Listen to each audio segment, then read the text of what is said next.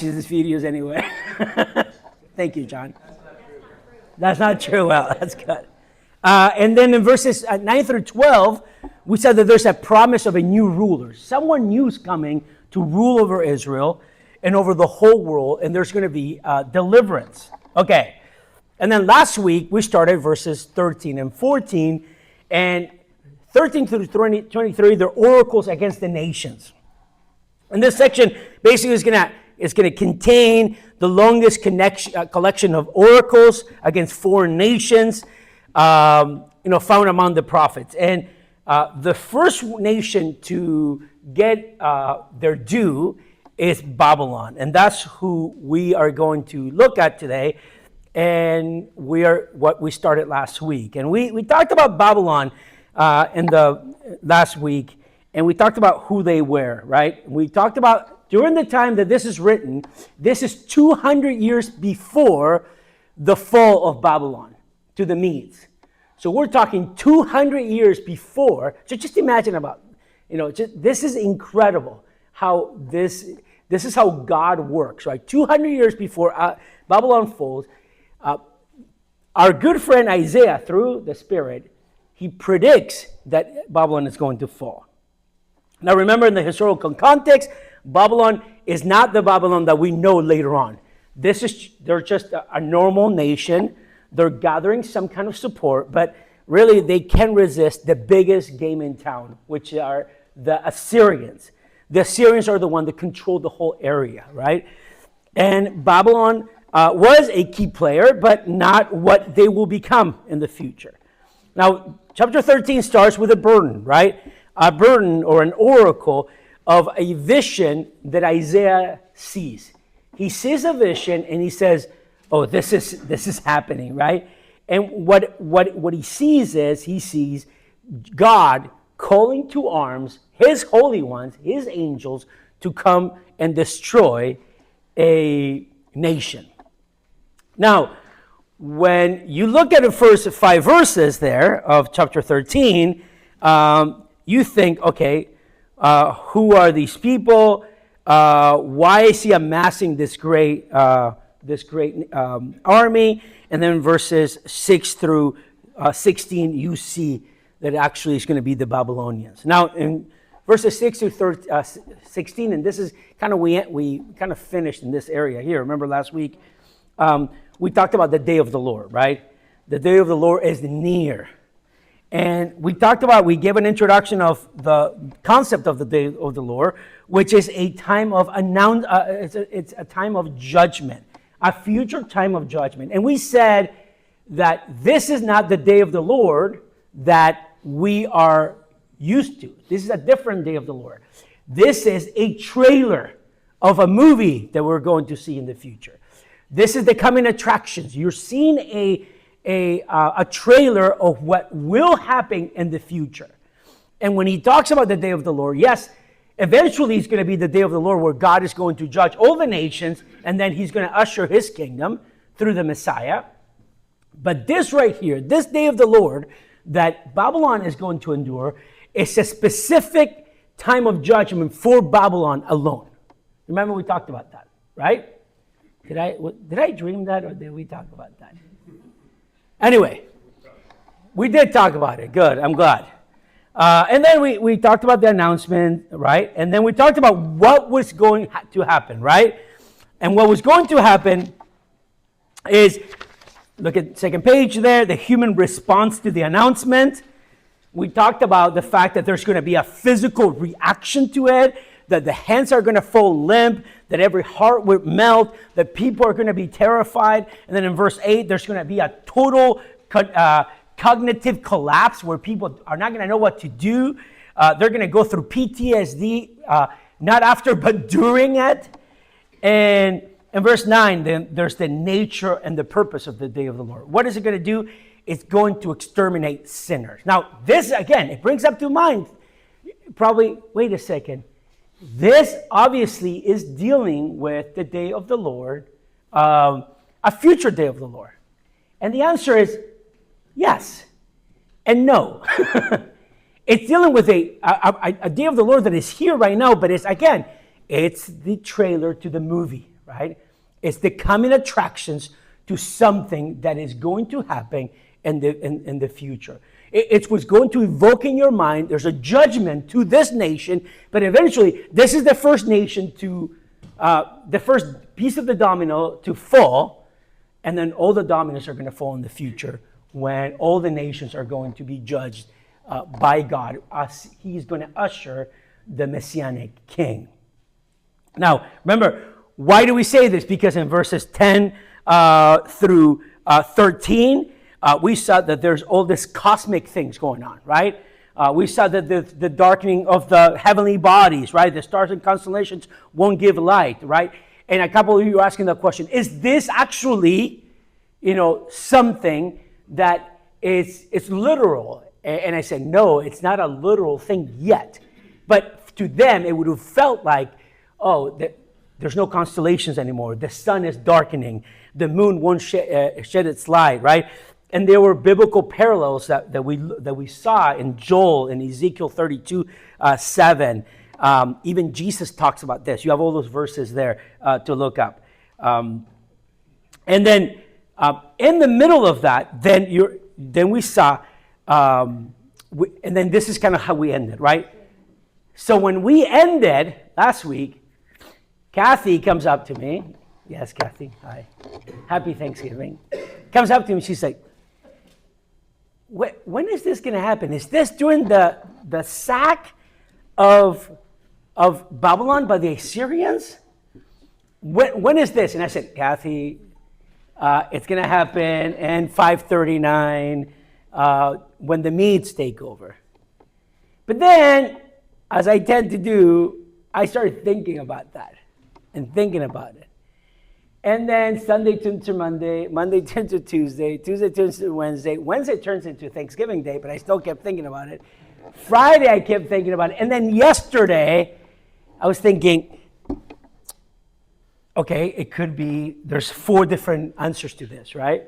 Could be what Kathy said, her question or Anna's question is, was this during the sack of Babylon by the Assyrians in 689 BC? Or was this during what they call the bloodless takeover by the Medes? Remember during the time of the Medes, you see this in the book of Daniel. Remember, Belshazzar is the king, and all of a sudden he's killed. And then Cyrus and Darius, eventually Darius, take over as the Medes, right?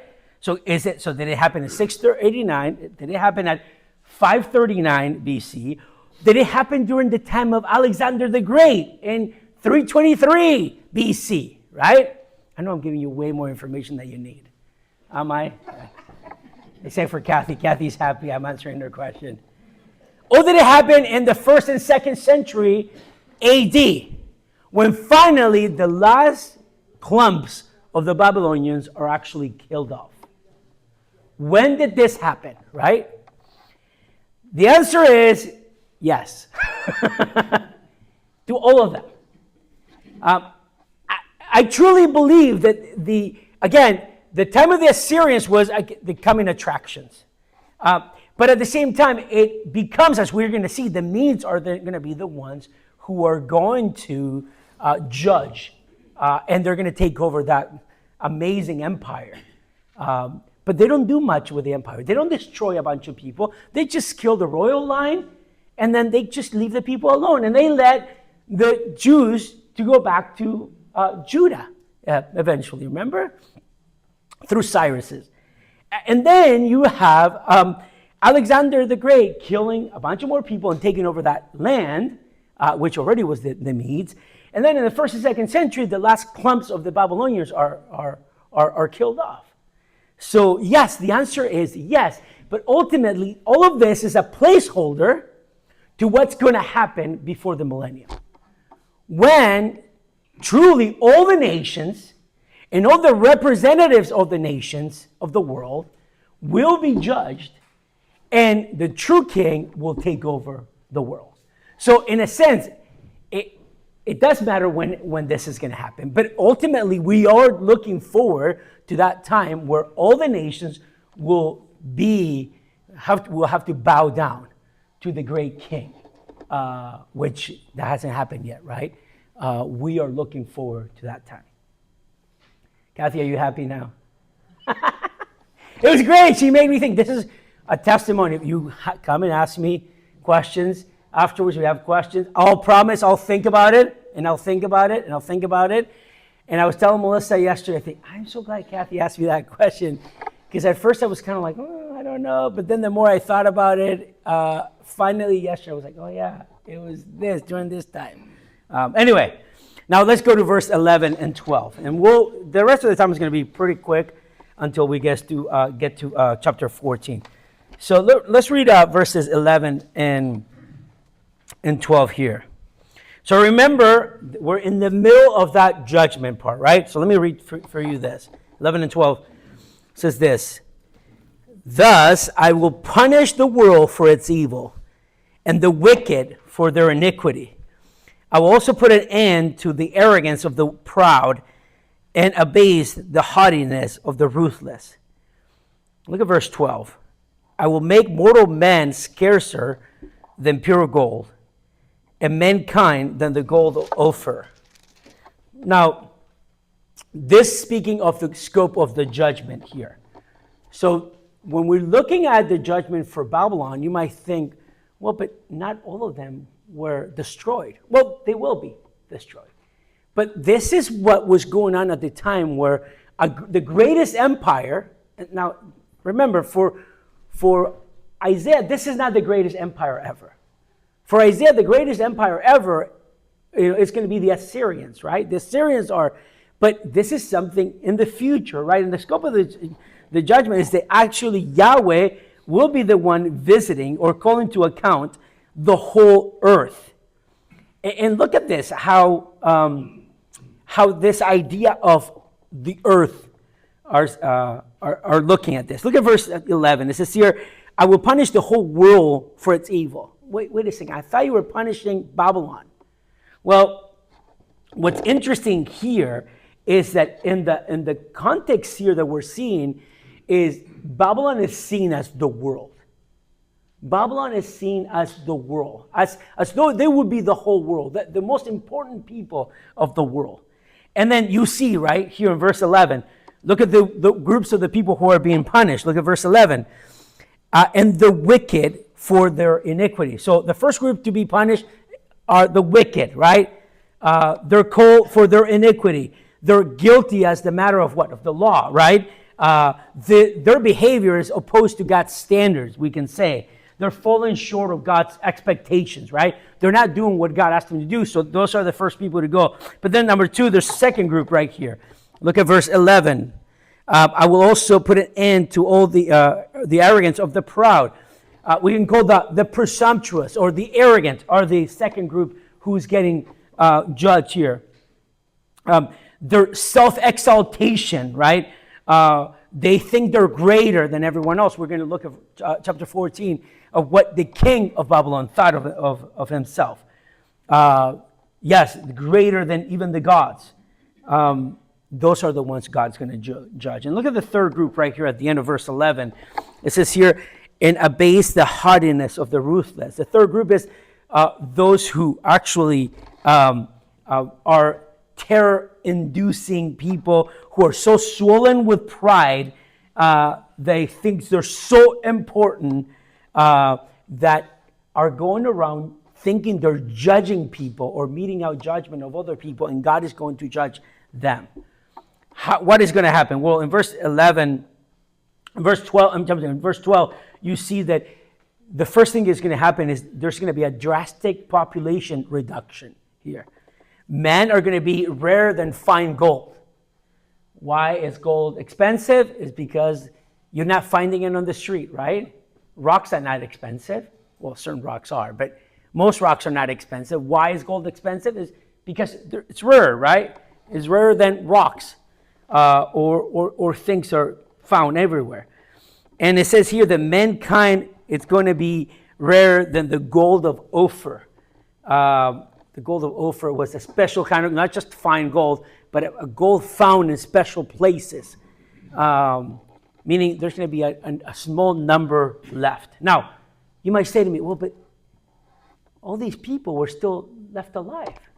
Well, I think it's a way of speaking that the greatness of an empire like the Babylonians was going to be basically left decimated. That's the idea here. Yes, eventually they are going to be lost. But right now what you're seeing is the beginning of God's judgment of these people. That's what it is. And Isaiah is doing it in a poetic way and explaining in a poetic way something that to us, we don't speak in poetry. At least we don't usually, right? You might speak in poetry to your wife or your husband or a significant other. But we don't speak like that, right? But in this case, I think this is a way to say there's going to be that great nation is going to be decimated. And again, verse 13, look at the cosmic disturbances again, right? Therefore, we make the heavens tremble, and the earth will be shaken from its place at the fury of the Lord of hosts in that day of his burning anger. Again, these are the results of the day of the Lord, we can say, right? The cosmic disturbances, right?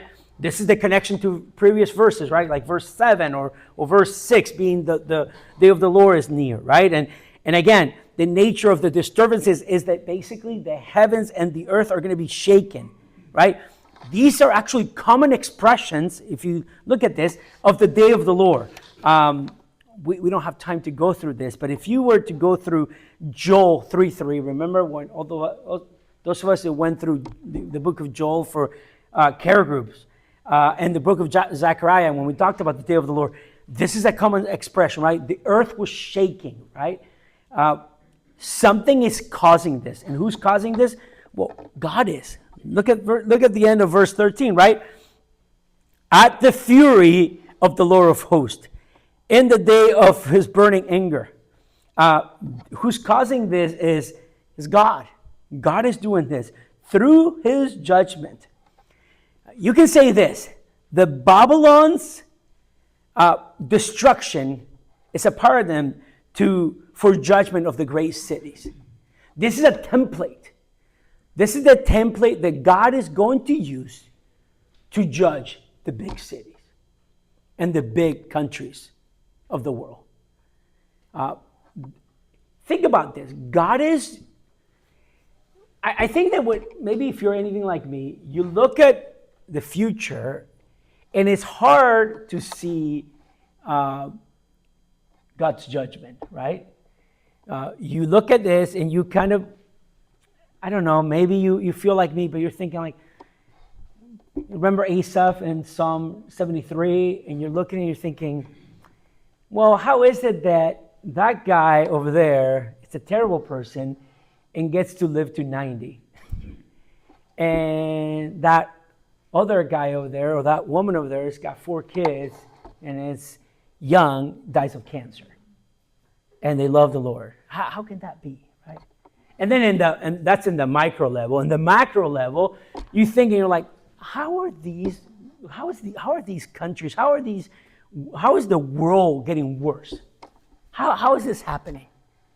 Can't just God said, come on, time out, it's over. Well, he will, right? He will do it at his time. But I think when we look at this, we think, well, yeah, Babylon got it back in the day, but I mean, there's so many things going on in the world. I mean, you read the news, right? I truly try not to read the news. Even Melissa sometimes says, hey, did you? I was like, please don't tell me. I'm just like, I try to follow the news, and I call it the bad news, actually. Because every news is bad. Do you notice that? It's all bad news. Everything's bad. But if you really follow the news, you're thinking, we're not winning. I don't know who we are, but it doesn't seem like we're winning, right? And maybe an Israelite was, a godly person in Judah was feeling the same way.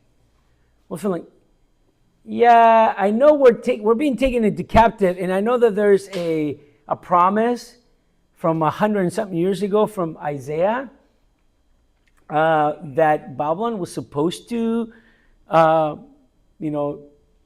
be decimated. but I don't see it. If anything, what I see is we're being taken captive there, and my family is destroyed. I don't have a house anymore, and now I have to learn a new language, and I have to do all of these different things. So what is going on? Whatever happened? Well, the same thing you can have said to that godly Jew back then to what we're saying to ourselves right now, right? It's the Lord has his time, right? He is sovereign over everything, right? And I think as you read Isaiah, if you haven't noticed that basically the application for Isaiah every single week has been either God is faithful or God is sovereign, or both, right? And now I'll tell you, God is faithful and God is sovereign. Even in something like this, because I put myself in a Jew's Birkenstock as he's walking around and he's saying like things like, oh my goodness, how can this be, right? And you can think that God is sovereign and he's faithful and he's going to fulfill his promise. And he's going to fulfill that promise that he made to Abraham many, many, many years ago, that he said that he was going to bless those who blessed Israel, and those who curse Israel, he was going to curse. And to us, we know the end of the story, right? We know the end of the story. And we know that this is going to happen, right? And then I want you to look at verses 14 all the way to, let me see. Yeah, let's go 14 through 16. Matt, you want to read that for us, please? And like a hunted gazelle, or like sheep with none to gather them, each will turn to his own people, and each will flee to his own land. Whoever is found will be thrust through, and whoever is caught will fall by the sword. Their infants will be dashed in pieces before their eyes. Their houses will be plundered, and their wives ravished. Okay, so you see these are the consequences of the day of the Lord. If you're thinking about this, so I want you to look at a couple of things. Number one is they're going to try to escape in verse 14, right? They're going to see a coming invasion, and they're not going to be able to escape, right? Again, Babylon here is the template of every big city. This is going to happen to every big city once the Lord gets a hold of them. They're going to try to leave. Look at verse 14. It's really interesting that they will turn to each other, to their own people. Each one of them will flee to his own land. He's talking about migrant workers here in this time when a big city, just like now, when a big city was doing well, you have all these people coming to work there to offer their craft. Now, the first ones to leave are going to be the migrant people, and then the rest are going to die. Those who are caught, verse 15, are going to die. No pity is going to be shown here. And then verse 16, those who are trapped at home will die. I mean, this is terrible, right? You read this, and actually history shows that's what happened in Assyria. That's what happened in all the big cities. When these big countries used to come over, and invade, this is what they did, right? The infants are dashed to pieces before their parents' eyes. The house are plundered. Wives are being raped. Horrible, terrible results of war here are going to be. You can read the same atrocities happening in Amos chapter 1 and 2. Beginning of chapter 1 and then beginning of chapter 2. This is a terrible result of what's going to happen. And again, this is, you're reading this, you're a Jew, or you're hearing this, and you're remembering this. Hopefully, this is written down for the next generation. And as they're being taken into captive in Babylon, you're reading, you're thinking, how can this be?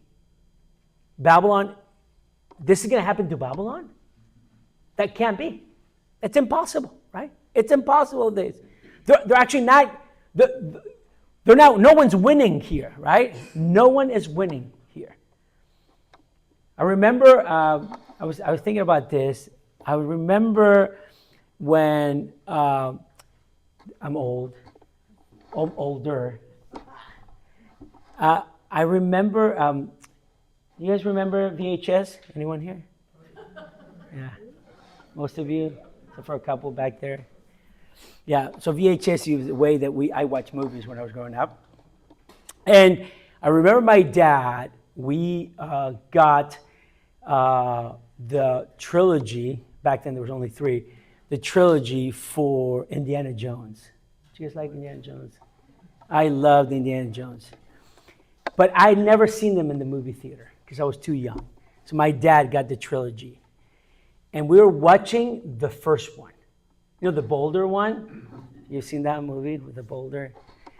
And I don't remember how old I was, but I remember watching that movie and I remember thinking, oh my goodness, Indiana Jones is going to die. But then I saw that there were 2 other movies made. Then I was thinking, maybe he's not going to die in this one. Maybe he'll die in the 3rd one. And then I found out the 3rd one, he doesn't die either, right? Nor does he live forever. But it's really interesting. I think that we have the same idea here. We in the Bible have the end of the story, and Israel had the end of the story. And the problem here is they didn't have the faith to truly believe that they had the end of the story in their grasps, right? They should have trusted the Lord. They should have trusted the Lord. But they didn't trust the Lord. They were kind of like, well, I guess... Well, I guess, I don't know, that's probably a story being told, and I wonder if we sometimes think of that too. We know how the story ends, right? You know Indy is going to be alive in at least the 3rd movie, so I didn't worry, at least in the first 2 movies, what was going to happen to him. And I think the same thing, right? And I think as they're going through this, they're thinking, how can this be if we are actually being taken captive and not trusting the Lord? And then in verse 17, you have who is going to cause the fall of the Babylonians. So look at verses 12 to 22. Rex, you want to read that for us? 17? Yeah, 17 to 22.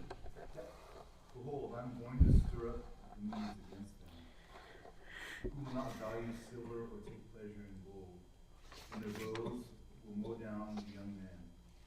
They will not even have compassion on the fruit of the womb, nor will their eye pity children. In Babylon, the beauty of kingdoms, the glory of the Chaldeans' pride, will be as when God overthrew Sodom and Gomorrah.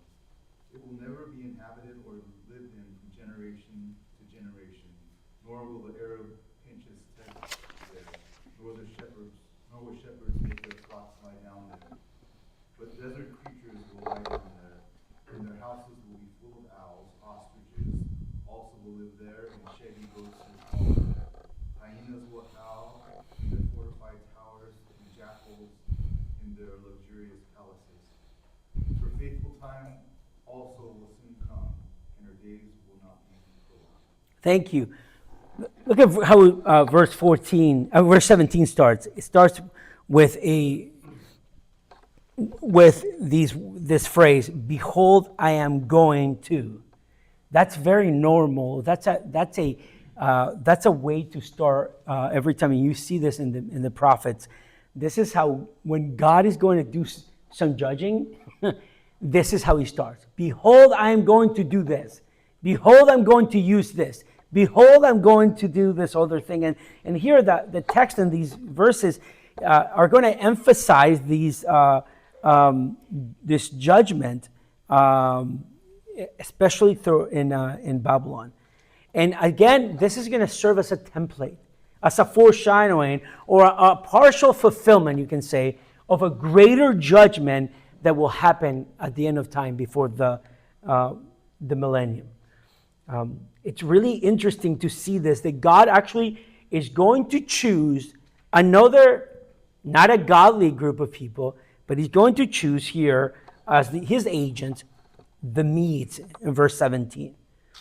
See, God has divine control over anything, and he is the one he alone can stir up the Medes, right? Again, if the Babylonians were just a normal group of people during this time that Isaiah is speaking this, just imagine what the Medes were.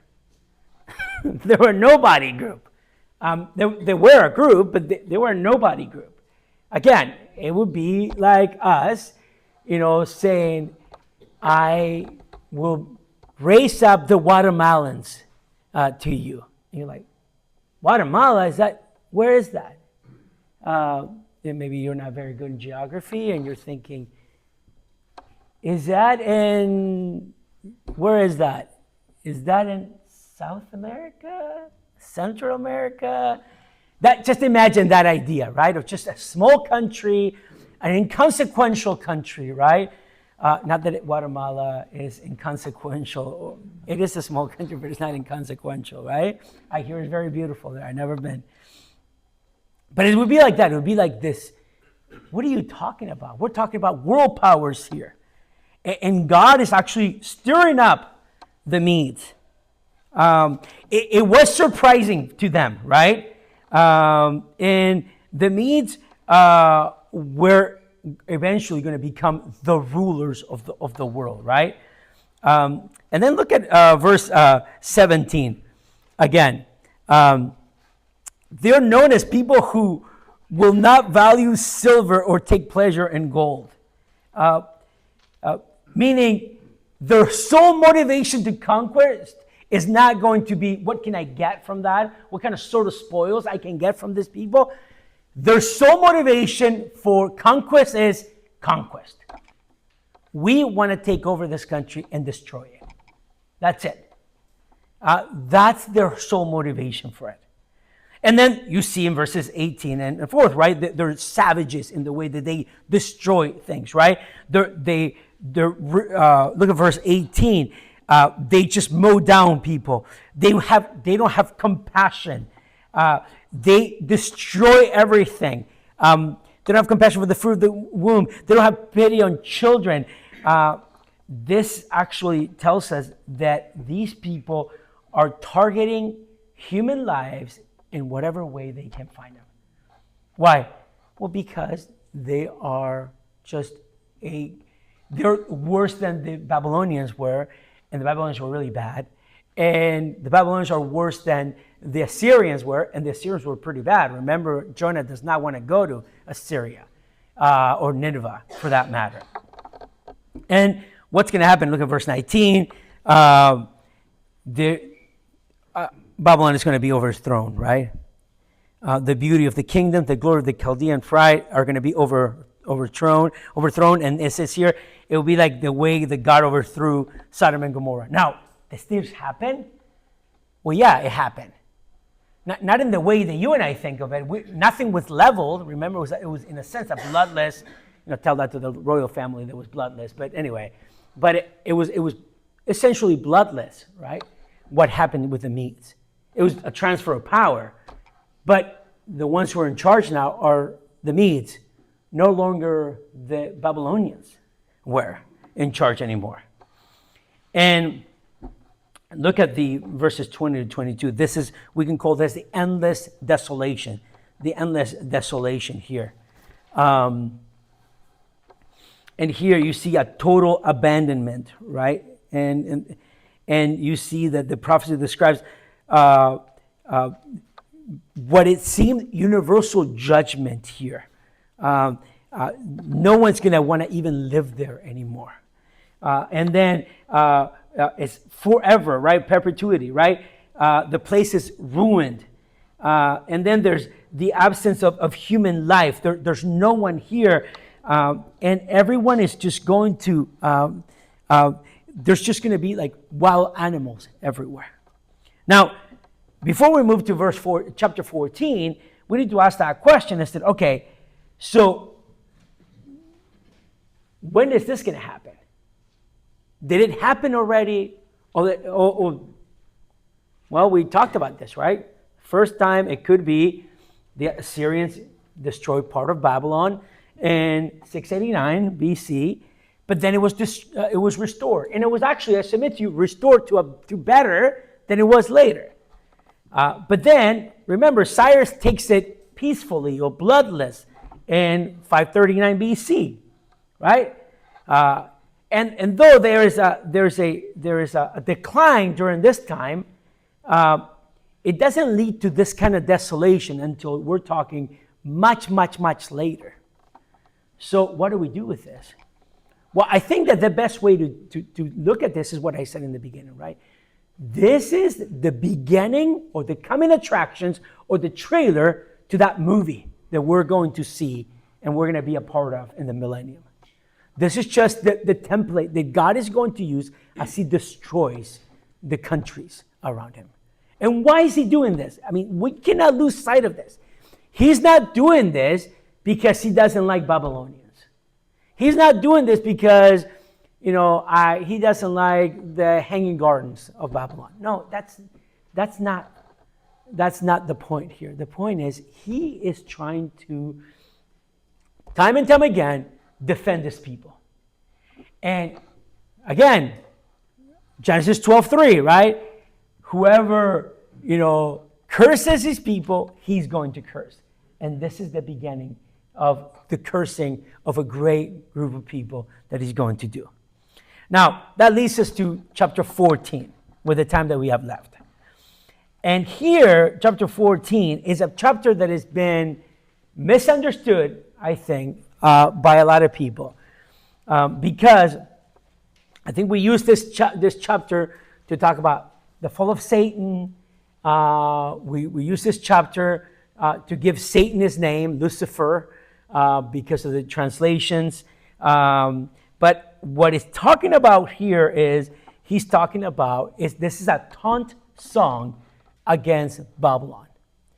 So you see, we don't do this anymore, and we're also taught by our parents not to do this.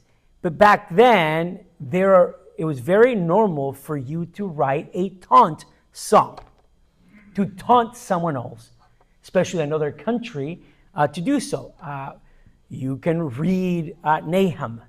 At the end of Nahum, is a taunt song where God is taunting this group of people, right? The Ninevites, the Edomites also are being taunted in Obadiah. So you see, these taunt songs are very important. This is who God is sanctioning this. Now, should we write taunt songs now? No, right? No, we shouldn't, right? Our kids, we don't let them taunt each other, right? It's not good to taunt one another. But this is what's going on here. So what I want us to do is I want us to read this in its entirety. So what we'll do is this. We'll take one verse each, starting here with Melody, and then we'll move to Enoch, and then just one verse each. We're going to read the whole chapter, and then I just want to highlight a couple of things for you on this chapter, okay? But I think that this is one of those chapters that we need to read in one sitting for you to see what's going on here. So Melody, do you want to start with verse 1? For the Lord will have compassion on Jacob, and will again choose Israel, and will set them in their own land, and sojourners will join them, and will attach themselves to the house of Jacob. The peoples will take them along and bring them to their place, and the house of Israel will possess them as an inheritance in the land of the Lord, as male servants and female servants. And they will take their captors captive and will rule over their oppressors. And it will be in the days when the Lord gives you rest from campaign and turmoil on service and which you have been enslaved. That you will take up this taunt against the king of Babylon and say, how the oppressor has ceased, and fury ceased. Not when he took the staff of the wicked, the scepter of the rich, that struck the peoples in wrath with unceasing blows, that ruled the nations in anger with unrelenting persecution. Owner is at rest and is quiet. They break forth into shouts of joy. Even the cypress trees are glad over you, and the cedars of Lebanon sing, since you were laid low, no creek cutter comes against you. Sheol from beneath is excited over you to meet you when you come. It arouses for you the spirits of the dead, all the leaders of the earth to raises all the kings of the nations from their thrones. They will all respond and say to you, even you have been made weak and weak, you have become like us. Your pomp is brought down to Sheol, the sounds of your harps, maggots are laid as the bed beneath you, and worms are your pillars. How you have fallen from heaven, O Bethsaida, son of dawn, and how you are cut down to the ground, you who made the nations low. You said in your heart, I will ascend to heaven, above the stars of God. I will set my throne on high. I will sit on the mount of assembly in the fat reaches of the north.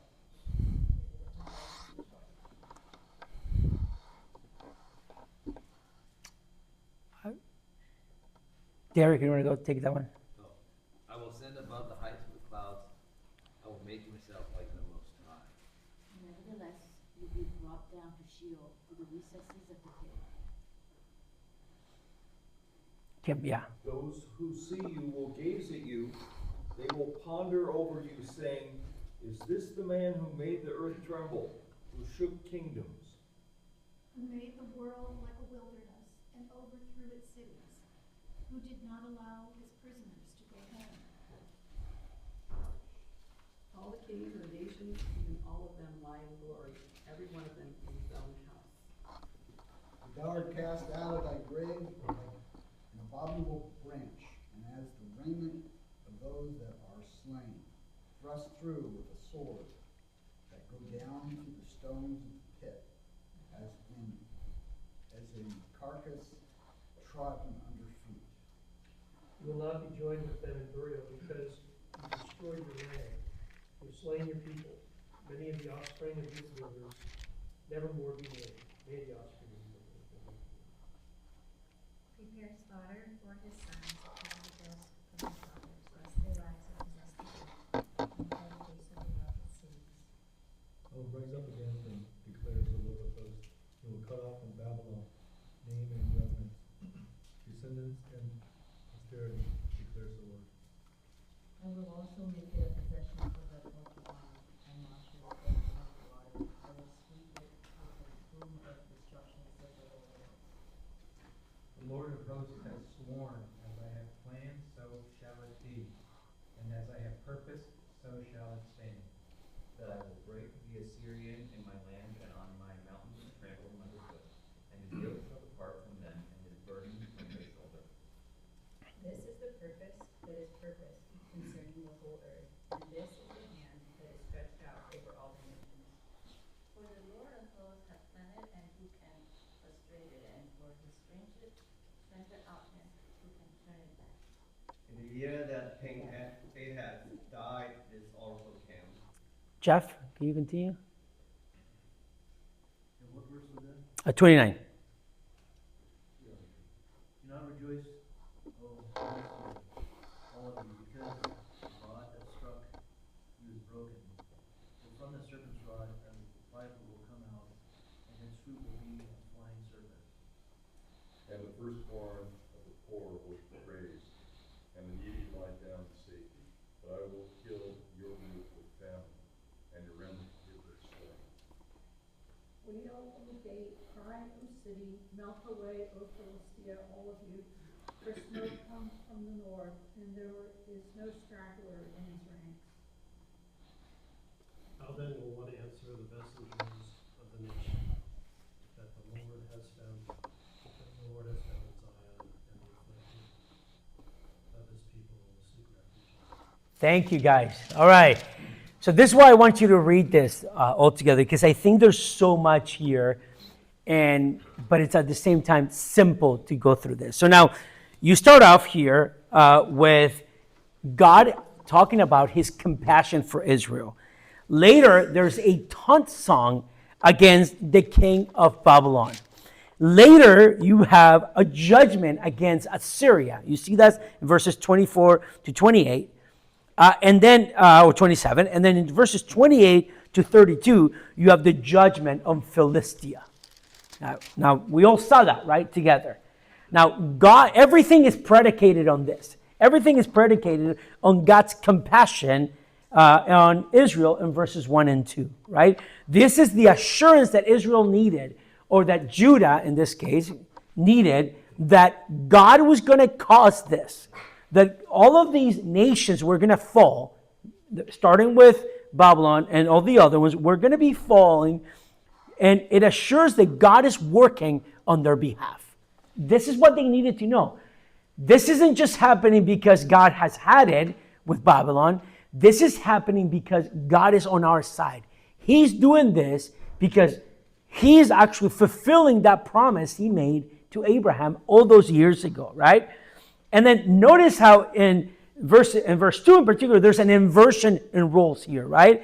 Where Israel was taken into captive, and they were servants, they were doing all of these different tasks for them. Now all of a sudden, these nations are going to become their servants. This is God doing the work for them. And then that's when the taunt starts against the king of Babylon, and then the judgment against Assyria, and then finally the judgment against Philistia. 3 of the countries who have given huge headaches to Israel and Judah, right? One of them took them to captivity, took Judah to captivity. The other one took the people of the north to captivity. And Philistia, well, weren't they a thorn on Israel's side for a long time until finally David in 2 Samuel 5 has to take care of them? For years and years and years and years, it had been a problem to them, right? And they can even continue to be in a problem during that time, right? To them. Now, look, I want you to look at this in verses 3 here to 21. You see here the taunt against Babylon here, or 20. You can say 23. There's a defeat of the tyrant here in verses, and I put this here for you, right? The defeat of the tyrant, right? Now there is the identity of the king. Here, some people look at this. Oh, it's the morning star, right? This is when, because of some translation, I think it's the King James. The old King James says that's Lucifer there, and because the story is very similar to probably what happened with Satan, we think that this is, some people, or we might think that this is Satan, but in the context here, remember in the rules of hermeneutics is context, context, context, right? The 3 rules. The context here is not dealing with Satan. Most likely he's talking about a tyrant king of Babylon. This is what is going on here, and this is how he's going to suffer. Right? He will suffer here, and what he's going to do is the death of this person is going to result in peace. Right? Once it says here that the cedars are going to rejoice over the death of this person. Now. That tells you something, right? That there wasn't just, this king didn't just have a problem with one person in particular, or one country. He had a problem with everyone. So much so that the trees are happy. Now, trees are not being happy or unhappy, right? This is a way of speaking how even nature is going to be happy to see this man dead. And then you see this, right, in verses 9 through 11, his death and humiliation. The humiliation is so much so that his body is reduced to being covered in maggots and worms. I know that's such a great topic to talk about, right? But the idea here, remember the culture, how it viewed burial. So much so that in some of these places, you would the involving of the dead was so important. You would never let someone see that kind of corruption, right? It was so important in that culture. Where this is basically saying this guy's going to die and it's going to be exposed and it's just going to be eaten by maggots. That's going to be the end for him. That's how much disdain people had for him. And then you see there in verses 12 to 15 the arrogance and the fate of that tyrant, right? That self-exaltation, right? This great king, due to his military might, thought himself to be godlike. Well, that was normal back then. You can see that with the Roman Caesars, right? They thought they were gods. They were supposed to be worshipped as gods. And all of these guys, they were thought to be the sons of the gods, right? These are, they were the sons of the gods. They were actually the gods. But the fall is likened to a morning star whose brilliance vanishes when the sun rises, right? The hubris, right? The taunt picture him as seeking himself to be out to be like God the Most High, ascending to heaven, being enthroned above the stars, sitting on a sacred mountain. But despite of his arrogance, he is being brought low. And that idea of being brought low means he's brought to the pit. He's brought to death. He is just a normal human being who just looks like you and me and will die just like you and me. But in this case, he will decay and die. And there's only but judgment for this person. And then verses 6 to 21, it actually has a lesson here in this taunt song, right? Pondering the fate of this people, talking about that dishonorable end, right? And then even talking about the extension of that dynasty, right? And the overall theme of all of this could be that the ultimate lesson is the futility and the folly of self-exalting pride. Again, for a king to think he is just like God is ridiculous. We would understand this, but I think he's bringing this up to even Israel, right? During the time of Ahaz, a horrible king like Ahaz, right? And saying, maybe we shouldn't think of ourselves to be greater than we really are. Maybe we're not better than the Babylonians. Maybe we're not better than our brothers in the north. Maybe we're not better than the Philistines because they're being brought down the same way. Now, think about this. In Ahaz's time, this is probably the time that this was being written. In Ahaz's time, Ahaz was the kind of guy that thought exactly like the Babylonian king. So in a sense, there was no difference between Judah and the Babylonians. So Isaiah is speaking this and writing this, and God is speaking through him, but he's basically saying, see what I'm going to do to the Babylonians? Maybe you should pay attention a little bit, right? And then you see Babylon's destruction by Assyria in verses 22 to 23. And then in verses 24 to 27, you see Assyria's defeat here. Again, Assyria, one of the greatest empires that has ever seen in the face of the earth, right? Savagely people, but God actually takes them and turns them into nothing, into less than nothing. And verse 27 here tells us, right? God is sovereign over everything, right? Look at this, verse 27 again. For the Lord of hosts has planned it, and who can frustrate it? And as far as his stretched out hand, who can turn it back? Again, God planned this. Yes, the Assyrians were great, but who can do this, right? And then finally, you have here Philistia's defeat. Philistia's defeat. And again, this you see here that this was written in the year the king Ahaz died. So probably about 715 BC. And the subject of this is Philistia and its cities, 5 big cities that they had, right? And again, this is the audience for this is Judah, not Philistia. Remember, every time we talk about this, the audience is going to be Israel or Judah. And again, this thing talks about their full sense of security, right? They were always celebrating, right? Why? Well, because now in this case, Ahaz had died, most likely. That's what they were celebrating. But their judgment, as verse 30 to 31 says, is inevitable, right? Philistia, even though they were feeling secure and they were in their safety, they will suffer a defeat. And then the ages of destruction are going to be famine and the sword.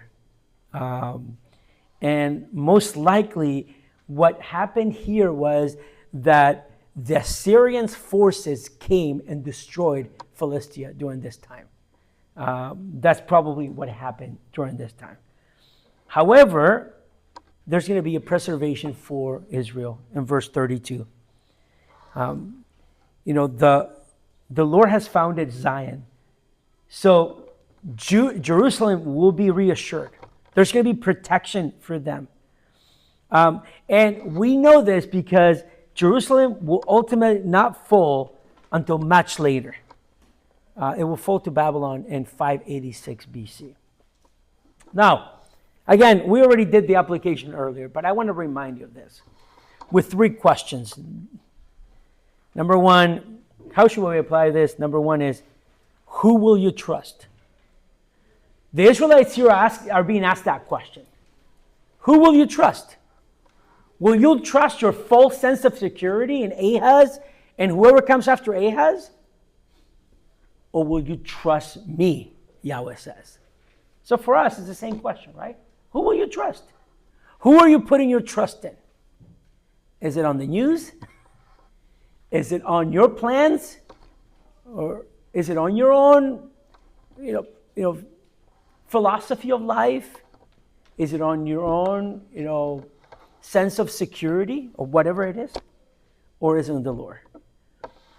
And I want to remind you, the second question is, who will you hope in? So who will you trust and who will you hope in? They're 2 different questions, really. Where is your hope right now? Where do you find your hope?